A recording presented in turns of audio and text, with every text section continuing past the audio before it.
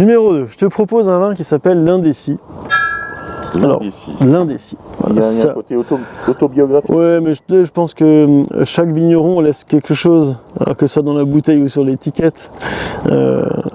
Quand je l'ai fait, il n'y avait rien d'autobiographique. Hein. Puis en réfléchissant, je me dis, si, il y a quand même quelque chose. Je vais essayer de faire ça correctement. Alors, c'est un vin qui est né suite à une fâcherie. Oh. Ouais. En fait, quand j'étais président du syndicat viticole, j'étais invité, comme tout le monde, aux assemblées générales de pré-vendange.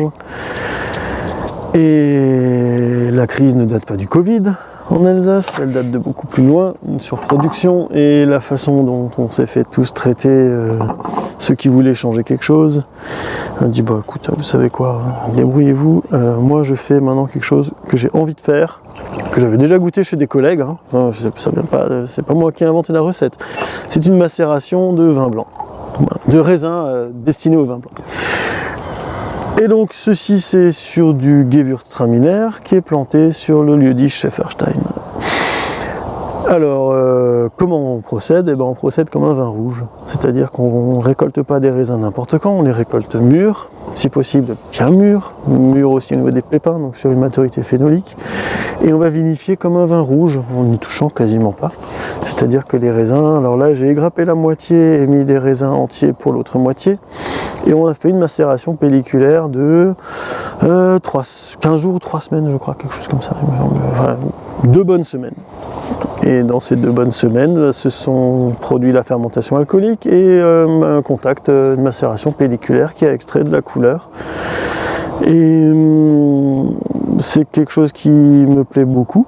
Pourquoi? Parce que sur des cépages comme le Gewürz, qui des fois manquent un peu d'acidité, je trouve qu'en leur rajoutant à côté le tanin du raisin, tu structures de nouveau ton jus. En plus d'être un vin relativement à la mode et qui plaît, je trouve que tu as vraiment une technique pour combler peut-être un déséquilibre au niveau de la vigne, enfin un déséquilibre acide que tu corriges par un côté tannique. Enfin, je sais pas si c'est facile à expliquer tout ça, mais tu ramènes de la structure en fait à ton vin. Et on est sur un vin sec en plus, un Gewürz sec, et c'est un Gewürz sec, j'aime beaucoup, mais tu as toujours des amertumes qui peuvent être très prenantes. Et là, le parti pris de se dire bah, je vais y laisser du tanin, donc je vais de toute façon avoir de la mer, ça me permet de masquer un peu le côté amer du Gewürz sec.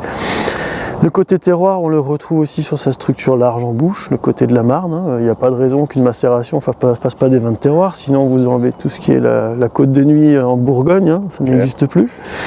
Et maintenant, voilà, c'est des vins qui font un peu polémique en ce moment. C'est pas pour ça que je l'ai présenté aujourd'hui. C'est parce que c'est quelque chose qui, c'est pas vieux, hein. C'est quelque chose qui me tient à cœur, quoi, de faire des choses qui me plaisent aussi. Je trouve que on fait suffisamment de choses cadrées. Enfin, c'est cadré et obligatoire pour qu'on ait quand même un peu des petites soupapes de décompression à droite à gauche. Voilà. Alors, il s'appelle l'Indécis parce que j'ai mis plus d'1 an et demi à trouver le nom. Et qu'en me levant un matin, je dis à ma femme, je dis tiens Marie, j'ai trouvé le nom du vin, il s'appellera l'Indécis. Elle m'a dit bah voilà, nickel, fallait commencer par ça. Et puis c'est parti, donc l'étiquette on a revu aussi. Alors les habillages, on les a tous retravaillés pendant le confinement. Parce que je te disais un peu en off, le confinement m'a fait énormément de bien. Parce que au bout de 10 ans d'installation, tu te rends compte, tu te poses, tu as une vraie pause, on te dit tiens vous restez à la maison, vous vous reposez là, vous réfléchissez. Alors il y en a qui l'ont mal vécu, moi j'ai très très bien vécu. Je parle pas économiquement, je parle humainement, tu vois. Ça permet de faire le point, quoi. Mentalement c'est très très très important de se faire une vraie pause. Et puis j'ai retravaillé les habillages, la gamme de vins. Donc on a refait tout ça pendant le confinement, ma femme et moi, puis ma belle-mère aussi, coucou belle-maman.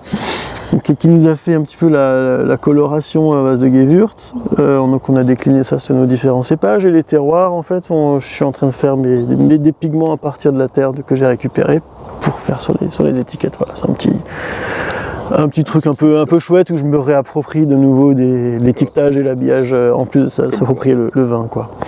Alors on est sur un vin qui a des forts arômes de pêche de vigne. C'est assez rigolo parce que sur un Gewürz, j'ai rarement de la pêche de vigne sur du Gewürz. La pêche de vigne, on l'a eu dès le départ, dès le côté jus. On était sur ce côté pêche de vigne, tu verras en bouche, tu as même le petit velours là, de la peau de pêche qui t'irrite un peu le palais. Il a fait une malo en fût. Il est resté en fût de chêne, en barrique, hein, pendant 9 mois. Et on a mis en bouteille sans filtration, sans SO2, voilà, comme je fais pour mes rouges traditionnels. Quoi. Voilà. J'avais un peu une crainte au niveau de l'oxydation. Et puis je me dis, les rouges, on fait la même chose, on a moins de problèmes d'oxydation. Au final, les seuls vins avec lesquels on se bagarre contre l'oxydation, c'est les vins pressurés directs quasiment. Sur les macérations, il y a de la réduction, oui, on va avoir. Mais de l'oxydation, très très peu. Donc c'est à croire qu'on a oxydé tout ce qui pouvait s'oxyder et qu'après il reste plus rien. Ah bon, c'est peut-être. Je sais pas, hein, quelque chose à creuser, mais j'espère pas quoi.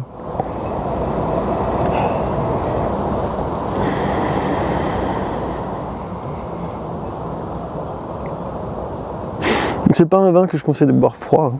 Pas parce qu'il y a du tanin. Hein.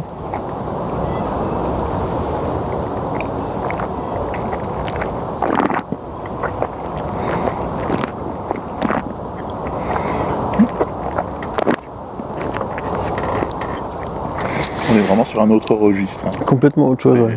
Ouais. Et c'est un vin qui est très clivant. Ah bon. Très très clivant. Ah non, je trouve ça très... On n'aime pas. Et j'ai eu de super surprises. Mon père, il adore. Des jeunes qui détestent, et puis l'inverse aussi. Mais c'est pas grave, je fais ce que j'ai envie de faire. Et c'est un vin que je propose à l'apéro, une planchette de charcuterie, un plateau de fromage. Là, on est vraiment sur un vin de copain, quoi. Ah ouais. Là, on est typiquement vin de copain, tu te prends pas la tête, on ouvre la bouteille, on fait une planchette, tartine, machin, et puis c'est parti. Julien quoi. vient sonner Julien et Jérôme, vous pouvez passer comme vous voulez, n'importe qui. Et la bouteille qui s'ouvre, et puis la bouteille qui passe, quoi. Hein. C'est quelque chose, tu ramènes de la buvabilité aussi. C'est ça. À ce Gewürz qui, s'il avait vinifié de manière traditionnelle, il aurait quand même fait 14 degrés, mais il aurait eu ses 15 ou 20 grammes de sucre. Ça aurait été... quand j'ai commencé à goûter du vin, tu commences par effectivement ce qui est plus sucré, c'est plus flatteur, mais au bout d'un moment, ça te fatigue. Et là, je trouve que tu ramènes de la buvabilité. Donc c'est pas faire du vin orange pour du vin orange, mais c'est aussi quelque part dans ces macérations, y trouver une technique pour rendre... quand je dis buvable, ça veut dire tu vas pouvoir boire un verre, 2 verres, 3 verres, ça va être fluide quoi. Et tu peux ramener de nouveau des vins de Gewürz à table. Tu vois, mais il fallait, je pense, casser un peu, c'est pour ça que l'étiquette, la trace de Gewürz est un peu déchirée, il fallait casser un peu certains codes de vinif. Et du coup j'ai reproduit sur cette année, puis sur les autres quoi. Alors, je vais faire un petit coucou à des collègues, hein, Julien Albertus et Philippe Brandt, chez qui j'ai goûté ces vins-là. Il y en a d'autres, mais qui m'ont donné qui m'ont permis de goûter des vins de ce style-là qui me plaisent. Je dis tiens, il n'y a pas de raison que j'y arrive pas non plus. Et c'est une bonne stratégie. J'ajouterais même Christian Binaire. Oui, mais je parle de ceux que j'ai rencontrés il y a peu de temps, quoi. Finalement, quand on y réfléchit, macération et assemblage, est-ce que c'est pas la solution à la problématique climatique qui nous guette? T'as tout résumé, voilà, c'est bon, coupé, on finit. Merci Pascal. Non mais alors c'est 2 axes qu'on travaille à Cocorico, un petit porte-drapeau sur Molsheim, c'est 2 axes qu'on est en train de travailler. Le Lyman, le Annenberg, le Brudertal même, le Finkenberg plus loin. On cherche à donner un style.